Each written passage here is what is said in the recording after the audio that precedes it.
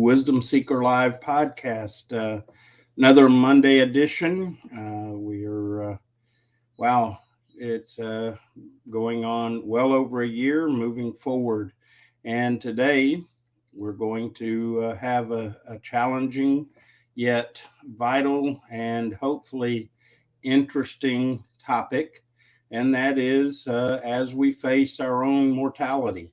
And I know that in recent times we've been talking more about it, but the reason being that more and more we are being forced to consider our mortality with everything going on around us. Welcome, Panda, and welcome. We've got one other user here that's come up, LinkedIn user. Bear with me here while I am getting ready here on my end with phone and backup screen. Nada, welcome, Nada. Glad to have you this morning. Rick, Wanji, Eunice, glad to have all of you here today. Thank you for being here. And hope that many more will join us. As you do, please let us know where you're joining from, and so that we can recognize you and appreciate you. Good morning, Atif. I say good morning. I apologize because it's morning here, but wherever you are, whatever time of day it is, thanks for joining. So a little bit about, for us, what wisdom is. Wisdom being a journey in starting with knowledge. And we pick up knowledge around us. We pick up knowledge through education, reading, any of a number of sources. The key is that we shouldn't stop with knowledge. Knowledge by itself is nothing more than information. And until we can learn to do something with it, then it is just information. And the internet's full of information, but it's not power in itself.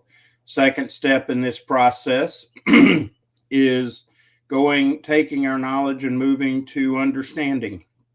And understanding is about learning to apply the knowledge. Do something with it. Take it and make it useful.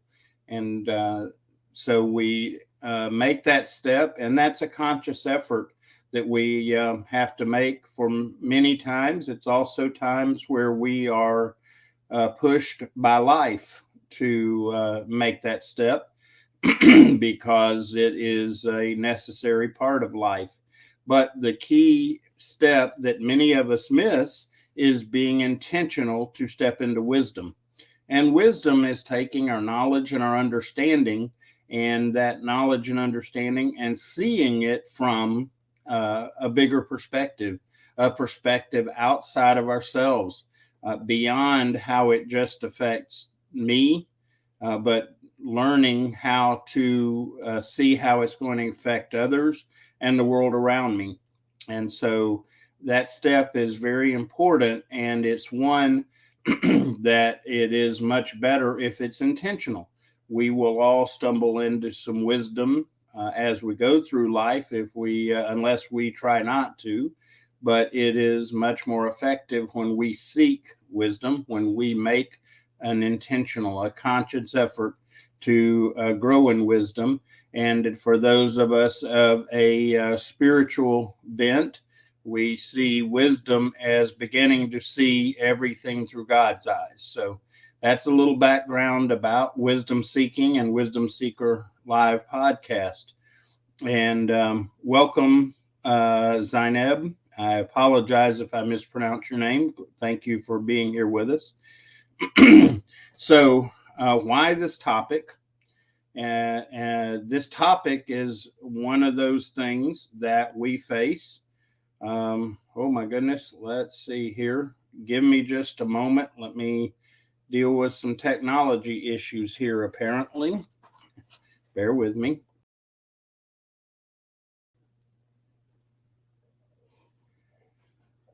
Okay, well, I guess we're going to have some challenges today. Let me see if I can deal with it. One thing for sure is one way or another, we will keep things going. Um, you know, sometimes I feel like that when we are trying to do good things, that we are sometimes have obstacles come our way. It appears that I'm still being seen on your end. I don't see myself on my end. So we're just going to keep going with forward and make sure that we just keep it happening. Welcome, Senna. Glad to have you here today. So, one of the things that we joke about in life is the inevitability of most of the time we say rent, taxes, and death. And but it's a lighthearted way of looking at things. But the reality is that we all face death. And what's really interesting to me is that many of the inevitabilities of life we prepare for and do so without making a lot of issue of it, but yet many of us don't face death and make a plan to deal with it. And those that make a plan to deal with it are more dealing with the physical, how the disposition of our body, if you will, yet we don't consider the other parts of us. Bear with me just a moment. Sorry about that. Wanted to clear my throat without blasting your ears. Welcome, John. Glad to have you with us. So, the topic we're talking about death and the inevitability of it, the fact that it will is going to happen, and how do we make preparations for that? And just like when we make preparations to do other things in life, get a plan and come to a decision and move forward, the it's freeing to be able to do so. And in the same fashion, it is freeing to talk about death, get a plan, and move forward with it, because otherwise, when we aren't prepared the best we can, then we will fear, we will become anxious over it. And that's part of where we're at in our world today with everything going on. So let me I always like to bring in the questions from you all. So Eunice has a question. How can you contribute to others feeling confident and capable? Thank you for that question. And I will share some personal things. And please understand that what I'm going to share is my personal experience and my choices. And it doesn't mean that it is my intent that everybody do what I do necessarily. I hope that you will consider so, because I believe uh, that the approach that I have come to is an effective one, especially the principles involved. And I encourage people to choose principles of people that they know of that do things well and what we want to do. So, a little bit of my story is I was fortunate that back almost 50 years ago, my brother had a conversation with me that at the time I had no idea that this conversation would be so impactful. But the conversation had to do with my mortality and what life was about and what we all faced in death.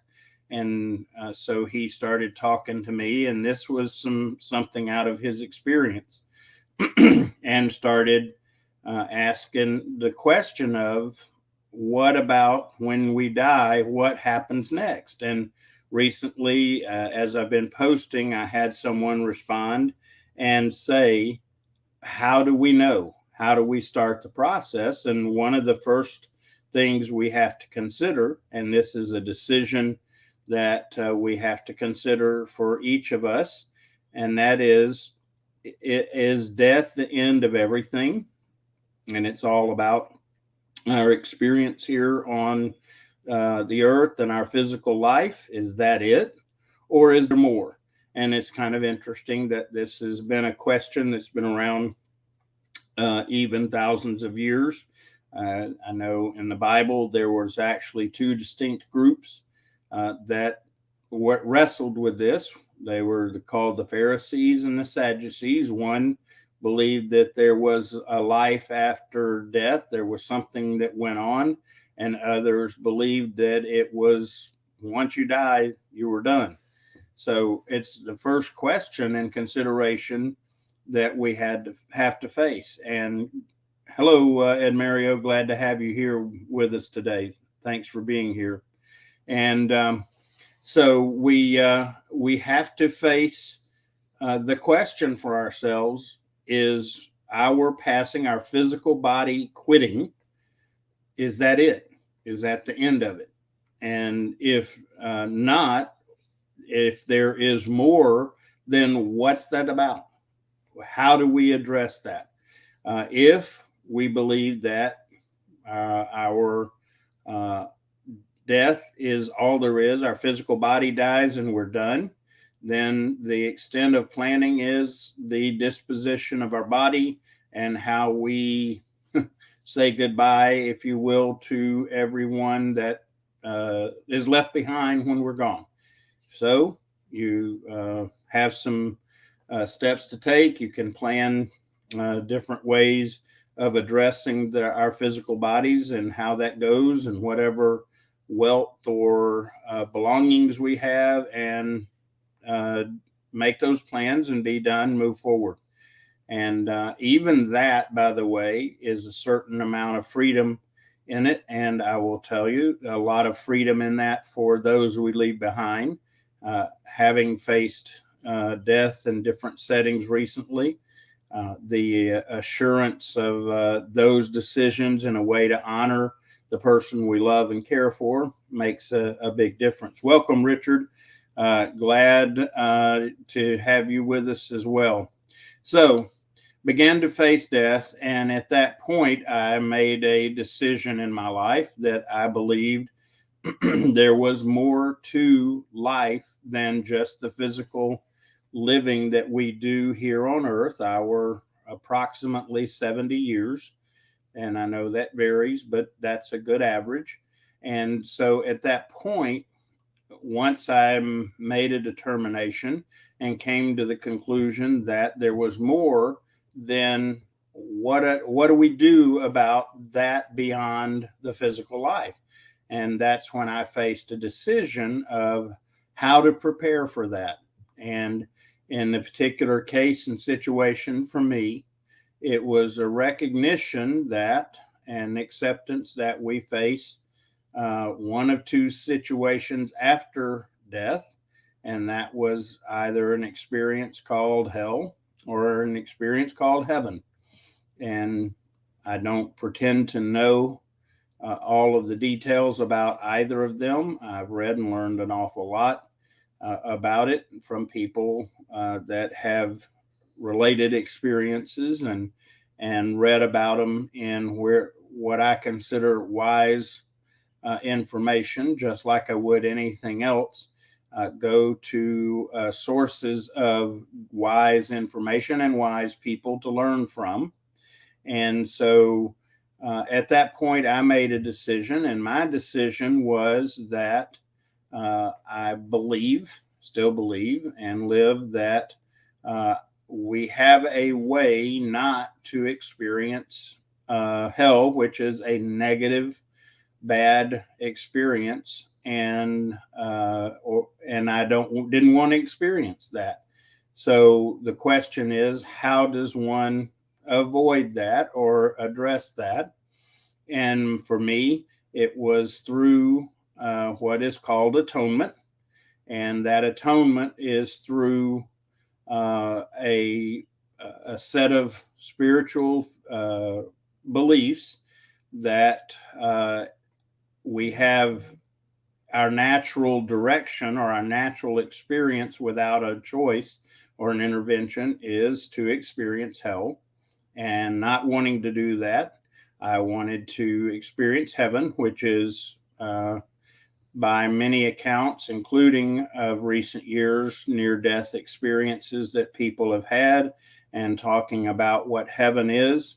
And I wanted to experience that, so I made a decision to consider how to do that. And for me, that decision was to have experience atonement, a replacement, because at that point I had to make some decisions as to, can I make heaven on my own? And this is where it gets a bit tricky for people, because there are a lot of different belief systems. And by the way, part of this is facing the question of God, or a spiritual being, a supreme being. There's a lot of questions that it forces us to face. So for me, I chose to accept Christian belief system, and that is that the person of Jesus, who was a historic person, that we have many good records of the historicity of his appearance. And I chose to accept that he, Jesus, sacrificed his own life so that I can have life, and not just now, but on beyond death and into eternity. And at that point, it impacted my life remarkably in a way that I had no idea. I wasn't smart enough to figure that out. But I know it has impacted my life, and it has impacted not only what happens after death, but it affected and impacted me and in my life here on earth, and has been a factor in everything I do for coming up on 50 years. It was in 1972 when I faced that and made that choice. Up until that point, by the way, I didn't really give it a whole lot of thought, not a lot of input or experience. It just was not something that I thought about. And so that's my experience. And since then, it has impacted my life. And Richard asked the question, was I a spiritual person, as spiritual a person then as you are now? That's an interesting question, Richard. At that point, from my perspective, my eternity was taken care of. It was done, and I knew, and still have great confidence to this day, that I am, when I leave this body, when this body gives up, like it does for all of us, that I will move into eternity, and eternity will be a time of, or not a time, it will be about being in relationship with our Creator and being able to experience that. And in fact, it is for me the experience that we are intended to have from the beginning. And we start the process even now as we live on earth. And so that's my story. And it's been interesting because throughout life, and again, I've been around a few years, and throughout life, I keep getting faced with the question of death and being ready. And so at moments I have to reevaluate. Do I really believe this? Am I really confident? One such experience for me was a few years ago. I was diagnosed with melanoma cancer on my face. And I don't know if anyone can see, but I have a scar here where it had to be removed. And during the process of all this, I really asked myself questions. What happens if this is a uh, diagnosis of being terminally ill, and that my time here on earth is coming to a close in a more predictable fashion. And so I had to wrestle with it and ask myself, do I really believe this whole thing about eternity and how to be prepared for eternity? And as I came through the process, I'm convinced, yes, that my belief system is accurate, it's real. And aside from that, after years of experiencing it, uh, I have to consider, is it a logical approach? And yes, it is. And we could spend many, many times talking about this and discussing it and even debating it. And that's okay because it's all a part of life process and growth. And then recently faced this again. The same brother that started this conversation with me many years ago passed away. And at that point, I was faced with, do I really believe what I believe? Is it real? And am I confident in that belief? And what was a bright spot in a very hard moment in life was that I can say with confidence, even as I faced the death of my own brother, the one of the closest people I had here on earth, is that yes, and he believed it, and we agreed. And so again, the difference it makes, and what is happened has happened in my life as I've grown into this spiritual relationship, is that I become more confident each day. And as a result, it takes the fear out of it because I don't fear death. Now, I have to say, at moments, I have concerns about how I die, not about dying. And I know that's a struggle because some people really, the process of dying can be hard. But at the end of the day, we're all going to die, and we most times can't control how we die. It's a process, though, that we have to accept and determine, are we ready? And what I really want the takeaway, I know talking about death is negative and can be morbid and a lot of negative terms, but I really believe that part of what we have faced today with pandemics and now war and all of this going on is that we are having to recognize that none of us leave this earth without dying physically. Whatever that looks like happens. And there are very few exceptions to that. And too many things to discuss to deal with that on today's show. But rest assured that 99.99% of us, our body's going to give up. What happens after that is something that's up for discussion and debate. And I know that it's considered a topic that we can't talk about because quite often the answers to these questions are based in some kind of a faith system or a religious system or something. And in our culture, we've gotten to a point where for some reason we think that we can't do that. And I understand it's because there have been situations where rather than approaching this question of death and spiritual and things like that has gone very awry over history, and some bad things have occurred, but it doesn't mean we don't face it. So that's a bit about my story, and I'm happy to share more about it with people that desire it. I will not push my system, my beliefs on anyone else, but I will share about it very openly. So I want to get back to some questions.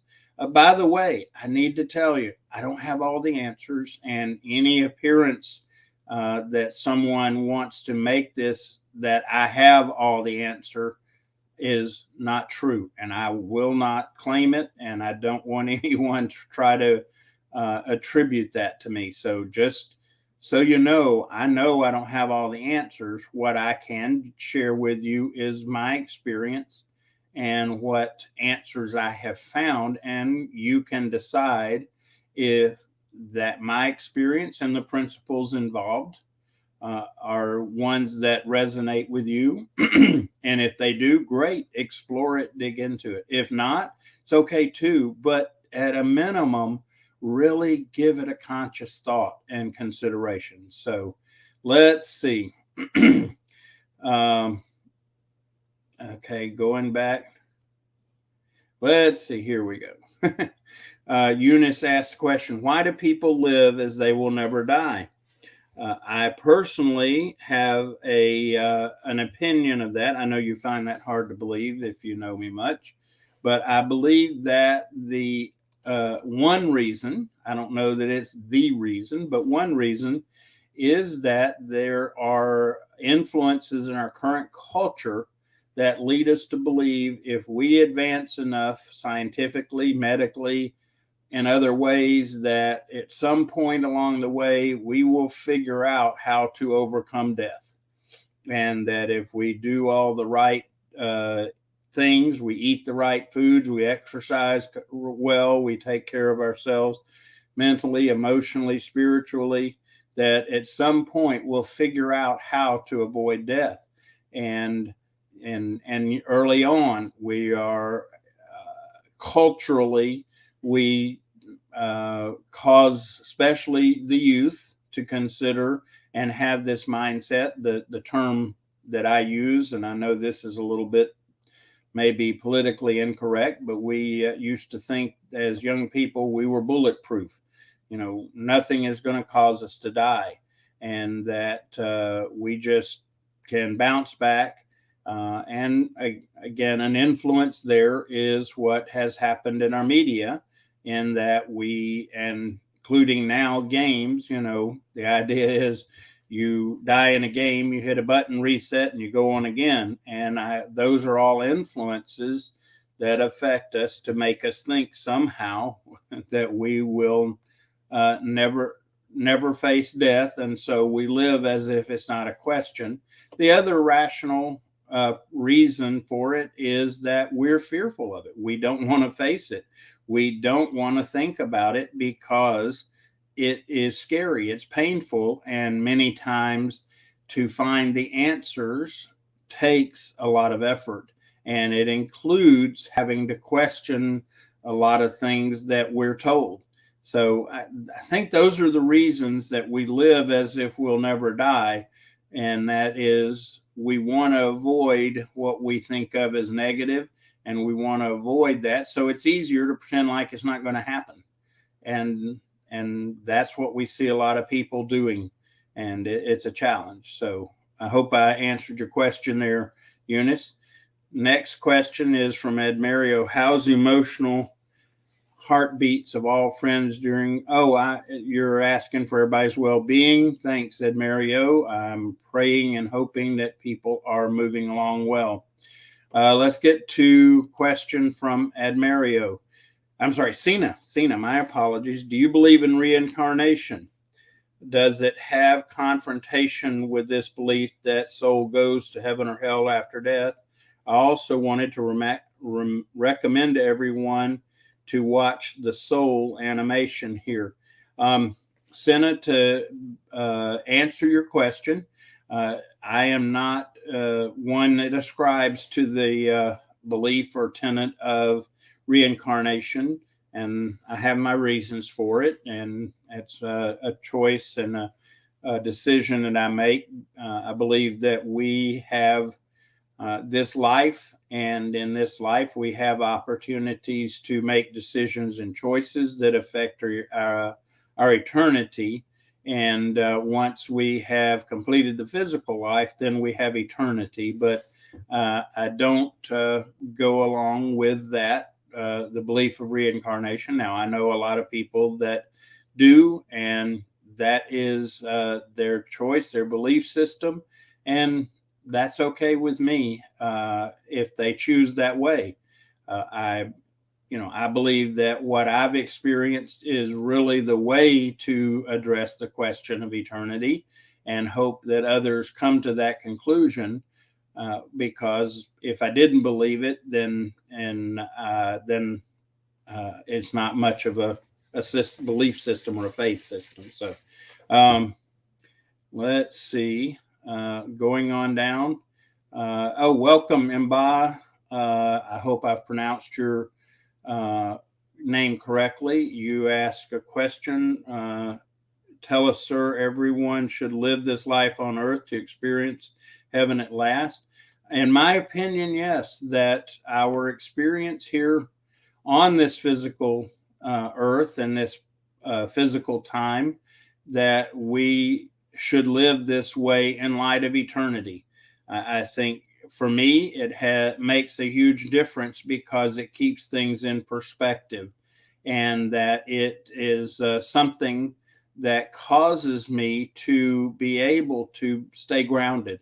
When I look at eternity and I think about this experience is really in light of eternity, which is timeless and goes on, that this experience on earth, when things are bad, it helps me keep in mind this is small relative to the bigger picture. It is small relative to the blessings of eternity and being prepared for those blessings, which, by the way, my eternity doesn't start when my physical body dies. My eternity has started already, and this is just a part of it, and the earthly experience part of it. So, again, hope that addresses your questions. Sina says, I also must say you look like my grandpa so much. Kind of enjoy watching you. It feels like I know you for a long time. Well, thank you, Sina. I hope that memory is a positive one, and that the causing you to think of your grandpa is a good thing. I count it a blessing to be considered in that fashion. Let's see. Looking down the list, and let's see here. Sina's comment also, good thing is death is it happens once in this life. I think if we have faith, death would not be a scary thing at all, although I rather painless and easy death in my time. Yes, part of the value. Hello, Rafia. My apologies. I saw you pop in, and welcome. Glad to have you as always. And Sina, I agree with you that my faith and my beliefs is what makes a difference for me. And it's the reason that I am not fearful of death. And I'm like you. My hope, my desire would be that when it's my time to die, that it goes quickly and painlessly. But I have come to conclude that it may not go that way. But what I am grateful for is that even if my death is not easy, that my faith gives me the grace to be able to deal with it and be able to face that and do so in a way that keeps it from being so bad. And part of, just like in life, if we do it well, we struggle, we are challenged. We cannot avoid those struggles. We try. We have tried so hard culturally to shield our people from the challenges in life. We try to protect our children from experiencing consequences of life and decisions. To a point, in my opinion, we've overdone that, and that's part of the reason that we aren't prepared culturally for death, is we have tried so hard to protect ourselves from that inevitability and from the experiences and challenges of life. So, yeah, I'm with you. I would prefer to die quickly and without pain. And some people just kind of go to sleep and the body quits and they move on. So moving on to Another question. ATIF asks a question: have you experienced NDE? And for those that don't know, NDE is near-death experience or a glimpse of life after death. And I personally have not experienced that, ATIF, but I have read a lot of stories about it. And there are accounts in the Bible, which for me is my place of ultimate wisdom. There are accounts of people dealing with that and how that looks and works. And I think that the value of looking at near death experiences, or some people would say death experiences, is that it again helps us to face it. And I still, like the question was asked, why do we live as if we're not going to die? And I think it is a cultural error that we have put on ourselves to do so, that the sooner, the more, and the better we face what is inevitable, then we are better able to live. And by the way, the whole emphasis for all of this and talking about this is so that by doing this, addressing the issue of death, it frees us to live more fully. Many people are living in such a way, or trying to live in such a way, that it's not being successful because they aren't ready. They're scared of death. They're uncertain about it. And I am here to tell you that if you really want to truly live, then you've got to face the fact that you will die and make preparations. And again, if you believe that this physical experience is all there is, then at least make preparations. Buy life insurance and make plans for your funeral, and consider how you want your legacy. What do you want people to remember? Those are all part of those experiences. Even if there's nothing after death, and take time, be considerate, intentional about all of it. I am really pleased. A good friend of mine here on LinkedIn, dear lady Lila Smith, is going through a period of time where they're calling it the Dying Project. And I think it's fascinating. I think it's a good exercise because it's something that those involved are looking at this. They're asking those questions and trying to get to a point that they take away the fear of dying. And those ask people, are you afraid to die? And if they're not, ask them how, why, what makes the difference. And the answers you get can be very fascinating, and quite often if you begin to delve in and experience it, most times it's very freeing. And Rick, I appreciate your comment. Currently trying to find my way, understand it all. Being an engineer doesn't make it easy. Sometimes the enemy of finding answers is having primarily our focus on finding answer in knowledge. And by the way, that's part of why I really push people to go beyond knowledge. Knowledge is helpful. It's great. And logic is a great thing. But there's more to this than pure logic. Now, again, one of the things I really like about my faith experience and my faith walk is I can show you in many ways the logic that is there. It's not just a blind leap into something somebody's told me and I just got to hope it's true. Much of my faith is very logical and can be explained.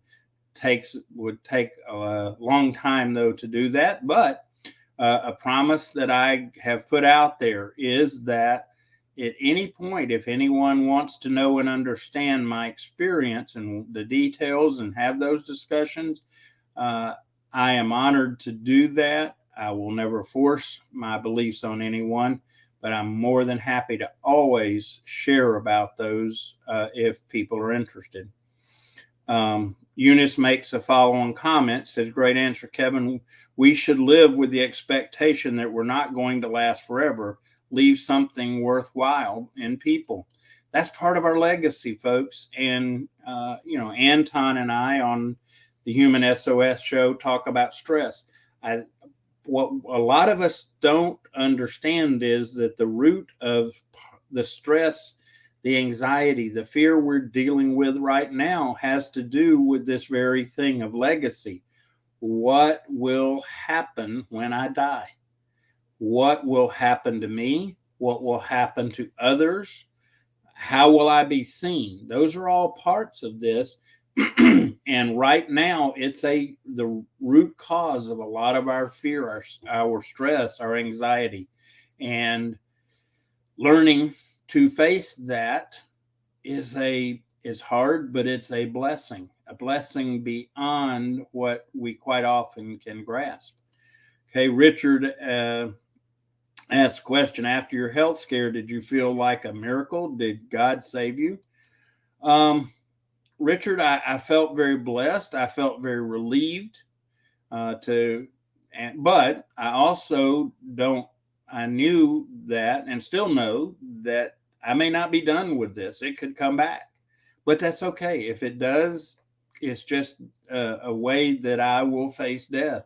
And yes, I believe it was a miracle because, again, I did the research, and melanoma is the worst kind of skin cancer, the most deadly. And yet I was blessed, and I can share with you the circumstances around it, and be able to share with you the blessing and the miracle that it was, because had things not happened the way they did, I probably wouldn't have recognized it until it had done more damage to my body. So yes, it was a miracle. Yes, I believe that God kept me around for a while. I'm not always sure why, but for some reason that wasn't going to be it. And I thank God for that. And it's nice to be able to count those blessings. And let's see. So again, folks, I'm not trying to be negative. And in my mind, I'm actually trying to be very positive. I really pray for all of my LinkedIn network, anybody I know, friends all over, that what I have found and the experience that facing death and addressing those questions, the blessings of that, I really pray that others can experience it. Not right now living in fear of what's going on around me is truly a blessing. Now, I recognize that things are getting tough. I mean, there are circumstances around me that could cause life as we know it to get to be a very big challenge. But for me, this life and what we're experiencing is a small part of eternity. It is not what will define the greater part of my life and my being. So it's easier to keep it in perspective. Even if this physical world falls to pieces, it's not going to rock my eternity. And that's part of the blessing. And I really pray that you all can come to terms with it for yourself and experience that peace. We talk about world peace and how great that is. What my prayer is that each of us will first experience real peace in ourselves, because world peace, I'd love to see it happen. It would be great. But the realities, the likelihood of that ever happening are small. because we have people in this world that are always going to be selfish, and they're going to only look at their own interest. And that's the source of of wars and conflict, is when people only consider themselves and what they want and what they think and feel is the most important thing. And that's going to always be around. And as a result, conflict and war will always be around. Does that mean we don't strive to have peace? Tenets of my faith says that I need to do all I can to live peaceably with everyone I can. And so that's a priority for me. But I recognize that there are people out there that don't want to allow me to be able to do that, or you, or whoever. And so with the idea, the knowledge, the understanding, and the wisdom that physical war, armed conflict in our world is not going to go away, likely, not this side of eternity. And so I accept it. Do I want it? No. Will I do what I can to help keep it from keep peace? Yes. But in the meantime, I have to be at peace inside of myself. And the more of us, by the way, that find that peace inwardly, the more likely that we're going to have outward peace, at least as far as we can affect it. And the more people that come to terms with inner peace and what that involves, the more likely we won't fight with other people. And that's more the key than I really don't like war. I frankly, and boy, this could really lead to a lot of discussions, but one of the commitments that I've made, though, is if in order to protect others, my family and your family, if it required me to stand up and get into a physical war, I would make that commitment and that sacrifice, as does many of our military people. But just like most of our military people, it's not something we look for, want, but it's a reality that we have to face, and we're willing to stand up to protect others that we love and care about against people that have no respect for others or their life. So again, a lot of different topics that can come off of this, but my goal, my heart, my desire for everyone here is to truly seek wisdom in regards to the question of death. It's going to happen, folks. It happens. It happens to 99.99% of us. So let's face it. Let's meet it head on.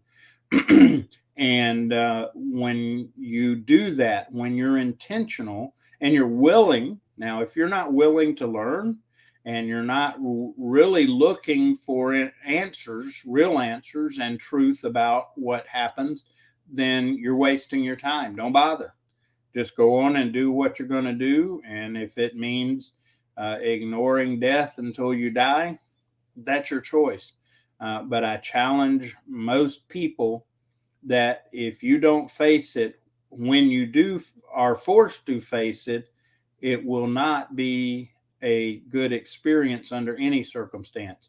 If you read throughout history, one of the things that's always fascinated me is the people that we here on earth look at and call them successful. A lot of money, a lot of status, prestige. If you read their stories and find out, many of those people, when they were faced with death and they had no choice but to consider it, they most of the time said, I wasn't successful because I hadn't dealt with the key issues.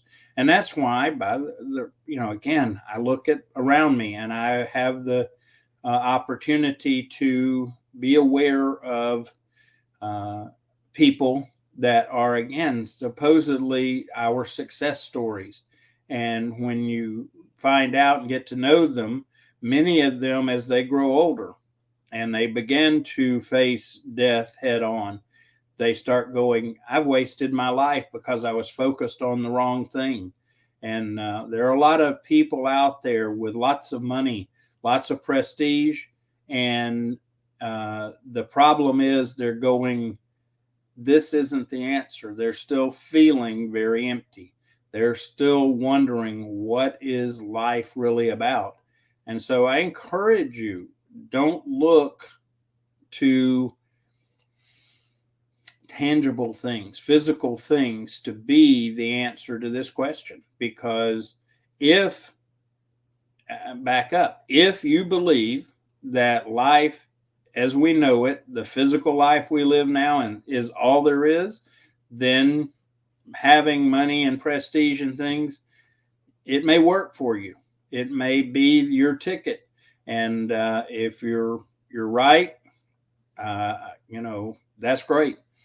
I have to ask myself logically, okay, if I assume there is no life after death and I approach it in that fashion and I find out that I'm wrong in that, what are my risks? What have I potentially given up or lost by taking that risk? And then when I look at it and say, okay, on the other hand, if life is beyond the physical death, if there is eternity and I don't prepare for it, what are my risks? What am I possibly going to give up? And when I look at it, just pure logic, and consider that, I realize that my choice to live my life in such a way that it is a small part of eternity, if I'm wrong, if this is all I've got, if my physical experience is it, my risk is minimal because I'm not robbing myself of any of life at all. And so my risk is minimal. I'm able to live my life here on earth in an abundant way with joy and with peace. So if I'm wrong and this is it, what have I risked? Whereas if I live my life as if this is it and my priorities are all physical and all about status and money and physical things, and there is an eternity, what will I have missed? And for most of us, that's a good question to answer. Just use your logic, okay? If I'm not ready for eternity, what have I risked by not facing it, not dealing with it? For me, logically, that it's hands down no option practical other than to prepare in the event that eternity is true. And now I can share experience upon experience upon experience that evidences it. I can't prove any of it to you, and anyone that says they can prove it is not using good science any more than anyone that says they can prove there is nothing after the physical death is not dealing with good science. They're maybe making good theory, maybe even probabilities that they can prove whatever, demonstrate, but at the end of the day, can't prove any of it. So I really hope that out of this, that people will take this and move forward and really face it. And I know it's not popular. You ask people that sell insurance, life insurance, one of the hardest things to do, especially for a young person, is to get them to consider they need life insurance because one day they're going to die. And you ask insurance people about that. Is that a hard thing to do? Yes. And do people get upset with them because they want to bring it up? Yes. But the fact is, it's going to happen. That's going to be our experience. And if you have question and you're searching, there are many people out there that are where I am that have the confidence they're ready. And what I encourage you to do, just like if you want to find out how to be successful in a certain type of business, go find people that are being successful in it and ask questions, learn from them. In the same fashion, if there are people that you see that appear to be ready and have answers to questions you're asking, then go find out. Ask them about it. How did you get ready? What steps did you take?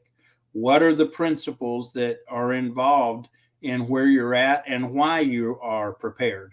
And ask them. And most people will be happy to share with you about what their experience is, where they have come from, where they're going, and their thoughts. So, thank you, everyone. You have gotten silent, so I think it's time that we wrap it up. And those of you that are here and have hung in there with me, thank you. And my sincere prayer is that each of you will face those questions and get answers. They're there. There are good, logical answers to these questions. And the sooner that you can come to terms with finding those answers, the more likely that what you're living now will be more meaningful, certainly more peaceful and joyful, in spite of, and this is the beauty for me of my experience, is that my circumstances don't drive my joy and my peace. My joy and my peace help me address and face my circumstances. So ask the questions, folks. It's inevitable. And if you want to watch closely and see what Lila Smith and those doing the dying project are going through, they're taking some great steps. And I hope that you, at the end of the day, get ready. You're going to die. And I hope you're ready for it, and so that you can live life without fearing death. That is my hope and prayer for you. So thank you, everyone. I hope that I haven't offended anyone. Not my intent. My intent is to be helpful. God bless you with your week this week. And anyone has questions, feel free to reach out, and I'll take time to share with you about my experience.